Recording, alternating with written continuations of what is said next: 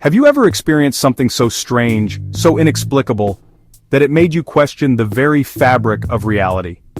A sudden déjà vu, a moment where you feel like you've lived this exact scenario before, or perhaps a dream that felt so real, you woke up questioning whether it was a dream at all.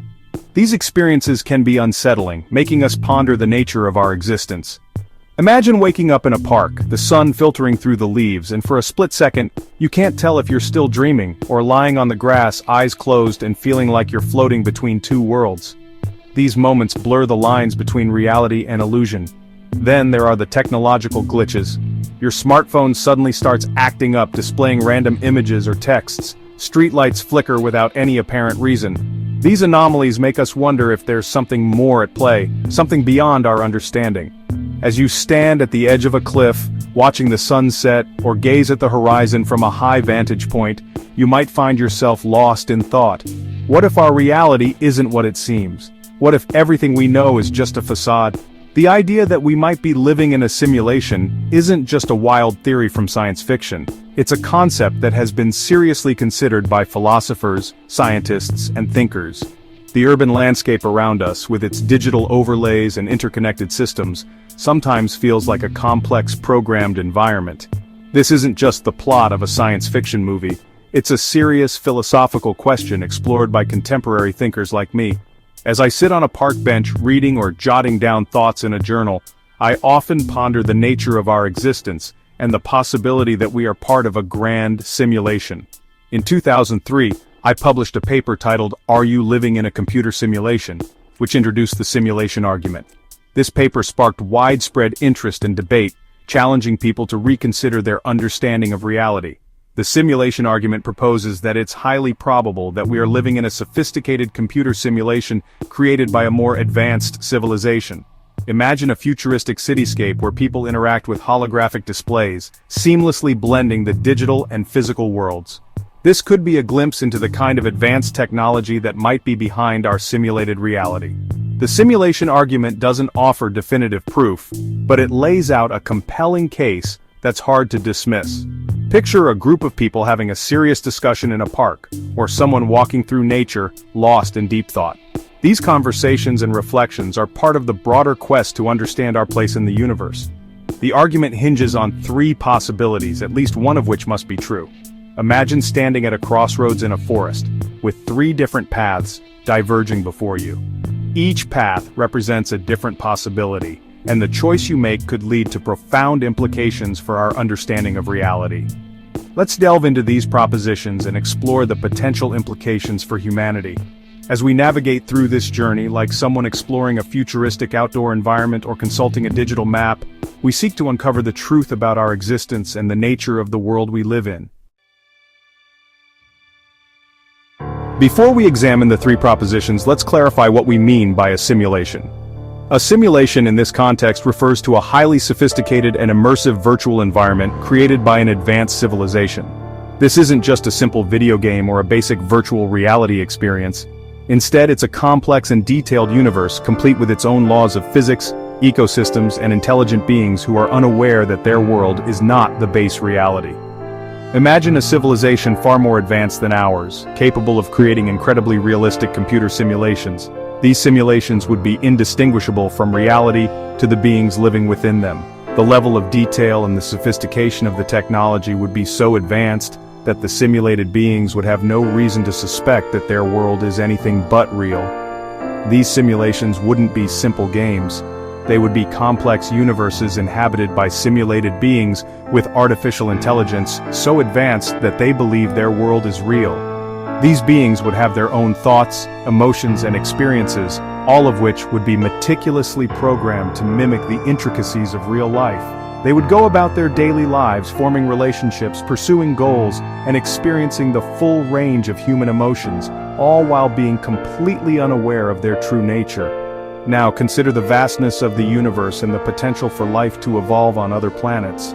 The universe is unimaginably large, with billions of galaxies, each containing billions of stars and potentially even more planets.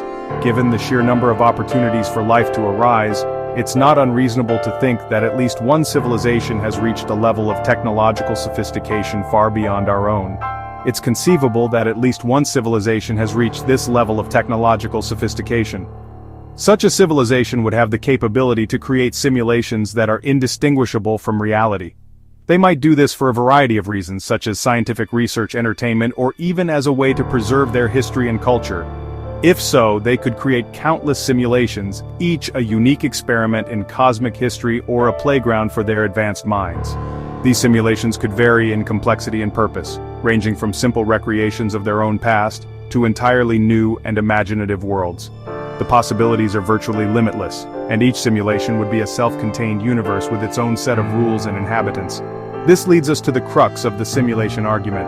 If simulated universes are possible and plentiful, how can we be sure that our own reality isn't one of them? If advanced civilizations are capable of creating countless simulations, the number of simulated realities could far exceed the number of base realities. This means that statistically, it's more likely that we are living in a simulation than in the base reality. It's a question that challenges our perception of reality and forces us to confront the possibility that we might be virtual beings living in a digital world. This idea can be unsettling, but it also opens up fascinating possibilities for understanding the nature of existence and our place in the universe. Whether or not we are living in a simulation, the very act of considering this possibility can expand our minds and deepen our appreciation for the mysteries of the cosmos. The first proposition of the simulation argument posits that civilizations advanced enough to create simulations are inherently short-lived. This could be due to various factors such as self-destruction through nuclear war, environmental catastrophe, or unforeseen technological risks. Think of it like a great filter that prevents civilizations from reaching a certain level of technological maturity. They might develop the capability to create simulations but then succumb to their own destructive tendencies before they can realize their full potential. If this proposition holds true, it means that even if life arises on countless planets, very few civilizations will survive long enough to master the technology needed for simulation creation. This would significantly reduce the number of potential simulated universes, making it less likely that we are in one. Proposition 2, the choice to refrain. The second proposition suggests that even if civilizations reach the technological capability to create simulations, they might choose not to. This could be due to ethical concerns, lack of interest, or resource limitations. Perhaps they find the idea of creating conscious beings within a simulated world morally reprehensible. Imagine a civilization that has transcended its physical limitations and exists in a state of pure energy or consciousness. Would they be interested in simulating the messy, unpredictable world of biological life? Or would they find such pursuits trivial and ultimately meaningless? If this proposition holds true, it would mean that the potential for simulation creation doesn't necessarily translate to actual simulations.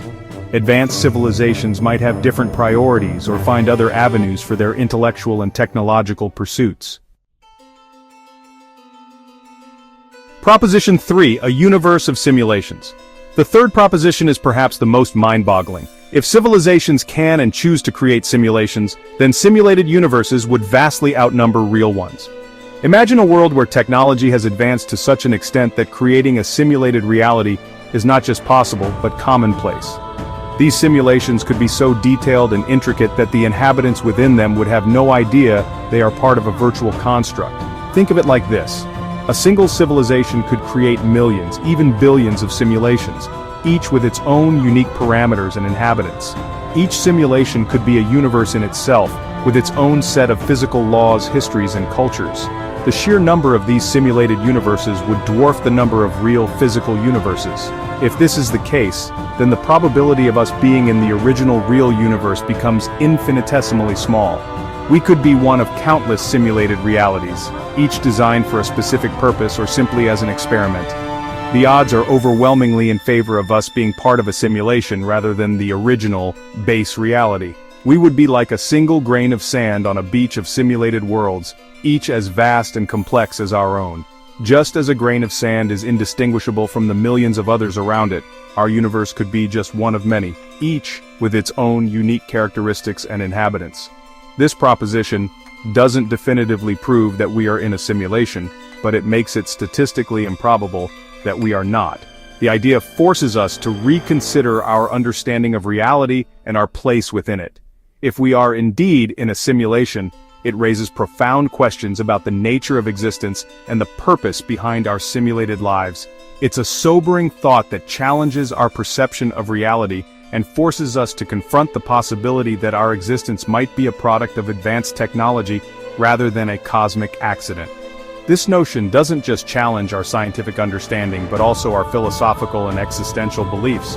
Are we the creators of our destiny or merely players in a grand simulation designed by an advanced civilization? The answers to these questions could redefine our understanding of life, the universe, and everything in between.